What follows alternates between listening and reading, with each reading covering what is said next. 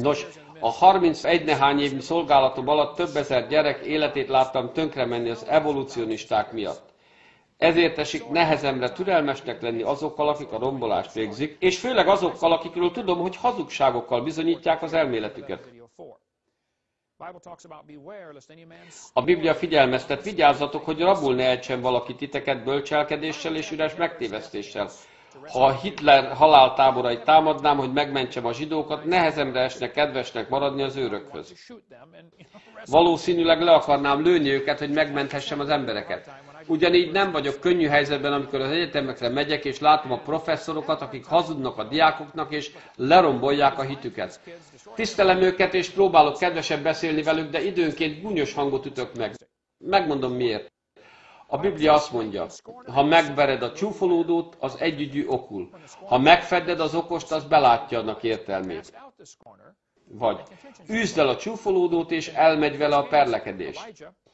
Az egy királyokban Illés kigúnyolta Bál prófétáit, mellesleg ekkor keletkezett a rockzene. Azt énekelte Illés, hogy Come on, Baal, light my fire, gyújtsd meg a tüzem, Bál. Egy ige hirdető gúnyolja a hamis prófétákat. Ajaj, ez nem valami toleráns viselkedés, nem hát, mert a hamis prófétákkal nem kell toleránsnak lenni. Jézus az írástudókat és farizeusokat képmutatóknak és messzelt sírnak nevezte, belül tele halottak csontjaival. Kígyók, viperák, fajzata. Kígyóknak nevezte őket. Jézus nem túl toleráns, igaz? Jézus ezt mondta Heródesről, mondjátok meg annak a rókának. Rókának nevez egy politikai vezért? Annak. Én is neveztem már ennek-annak pár elnökünket, de ezt kell tenni, ha gonosz dolgokat tesznek. A Biblia beszél a kemény nyakú, körülmetéletlen szívű emberekről. Te mindenféle csalással és gonoszsággal tele ember, te ördögfajzat, te minden igazság ellensége. A Biblia elég kemény hangot üt meg. A Bibliában Isten olyan szavakat használ rájuk, mint bolond, együgyű, elfajzott, gúnyolódó, kemény nyakú, csalással és gonoszsággal teli és ördögfajzat. Én csak olyan próbálok lenni, mint a mennyei atya, ezért gúnyolódok ezekkel a fickókkal. Miért nem reagálok a Hovind ellenes honlapokra? Már vagy 100-szor hívtak ki e-mailes vitára. Nem fogok e-mailben vitatkozni. Percenként 12 szót tudok legépelni 19 hibával. Nem csinálom. Az emberek csak el akarják rabolni az időmet. Ott van a rádióműsorom, amiben mindenki betelefonálhat. Szívesen válaszolok minden kérdésre.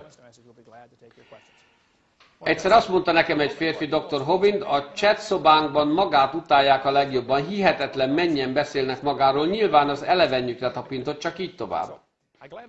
Szóval szívesen válaszolok bármilyen kérdésre, minden előadáson végén lehet kérdezni. Ha van még kérdésük, küldjék el nekünk.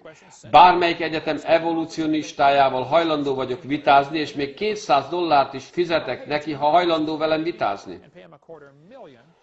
Annak pedig $4 millió fizetek, aki bizonyítékot tud felmutatni az evolúcióra. Közel 4000-en vannak azok, akik nem voltak hajlandók vitatkozni velem. Múlt héten az Észak-Michigani Egyetem 8 professzora utasított vissza.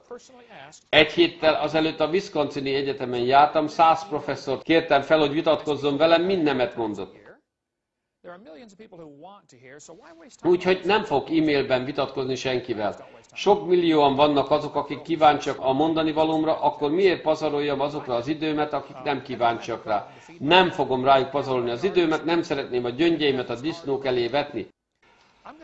Ha a kertembe zöldséget kellene ültetnem, és a kertem egyik felében jó föld lenne, a másikban egy rakás kő, először a jó földbe ültetnék. Aztán, ha lenne időm, foglalkoznék a köves résszel is. Ha nem lenne rá időm, azt se bánnám. Sok millióan vannak, akik hallani szeretnének, először velük foglalkozom. Aztán jöttnek azok, akik nem akarnak hallani, mármint ha lesz rájuk időm. Oké, remélem, tanulságos volt ez a kérdez-felelek előadás. Tudom, hogy hosszú volt, de ezeket a kérdéseket állandóan felteszik nekünk. A honlapomról megtudhatják, mikor, hol tartok előadásokat. Jöjjenek el, hozzanak magukkal kétkedőket és gúnyolódókat. Mindig lehet tőlünk kérdezni. Én nem tudom mindenre a választ, de ismerem azt, aki mindenre tudja a választ, ő a mennyei atya.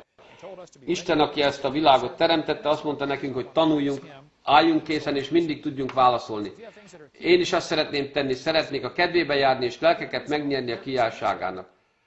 Ha tehát van valami, ami távol tartja önöket Krisztustól, keressék a választ. Mindenre van válasz, lehet, hogy én nem tudom, de lehet, hogy meg tudom mondani, merre keressenek. Ha ezt a videót nézik, és nem biztosak benne, hogy üdvözülni fognak, a legfontosabb, hogy adják át a szívüket Jézus Krisztusnak, és térjenek meg. Fel kell ismerniük, hogy bűnösök, a pokol felé tartanak, de Krisztus meghalt önökért, és készen áll megmenteni mindenkit, csak kérni kell rá. Ellátogathatnak a honlapunkra is, ahol elolvashatják a Hogyan jutok a mennybe című cikkünket, tudjanak minél többet arról, hogy lehet üdvözülni. Remélem én is segítettem, köszönöm, hogy meghallgattak.